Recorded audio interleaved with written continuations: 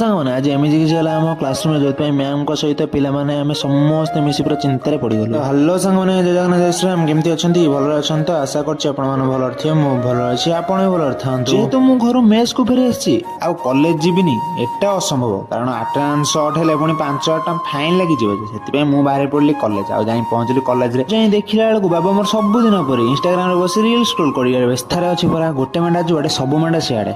ଯେହେତୁ ସାର୍ ଆମକୁ ମ୍ୟାଥ କ୍ଲାସରେ ମ୍ୟାଥ ଦେଇଥିଲେ କରିବା ପାଇଁ, ଆଉ ମୁଁ କରିଥିଲି, ମୋର ଗୋଟେ ଜାଗାରେ ମିଷ୍ଟେକ୍ ହେଲା। ଆଉ ଏ ବାବୁ ବି ମୋ ଦେଖି ଗୋଟେ ତାଙ୍କର ବି ମିଷ୍ଟେକ୍ ହେଲା। ତାପରେ ଡିସ୍ ମ୍ୟାମ୍ ଆମର ଡଷ୍ଟର ଖୋଜିଲା ବେଳକୁ ଡଷ୍ଟର ଆଉ ନ ପାଆନ୍ତି।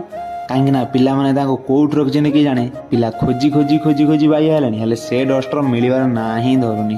ଆଉ ତାପରେ ଦି ଜଣ ଏଠି ବସି ଆଗ ବେଞ୍ଚରେ ମାଡ଼ ଗୋଳ ଲାଗିଗଲେ, ଆଉ ଆମ ବେଞ୍ଚରେ ବସିଥିବା ବାବୁ ଜଣକ ଡଷ୍ଟର ଖୋଜିରେ ବ୍ୟସ୍ତ। ଡଷ୍ଟର ମହାଶୟଙ୍କର ଆଗମନ ହେଲା ପଛପଟରୁ। ଗୋଟେ ପିଲା ମତେ ଆଣିଦେଲା ଆଉ ମୁଁ ସୀତାଙ୍କୁ ଦେଲି, ସେ ନେଇ ମ୍ୟାମଙ୍କୁ ଦେଇଦେଲା। ଯଦି ଆପଣଙ୍କ ଭିଡ଼ିଓଟି ଭଲ ଲାଗିଥିବ, ରହିଲି ସାଙ୍ଗମାନେ, ଟାଟା ବାଏ ବାଏ। ଦେଖା ନେକ୍ସଟ ବ୍ଲଗରେ।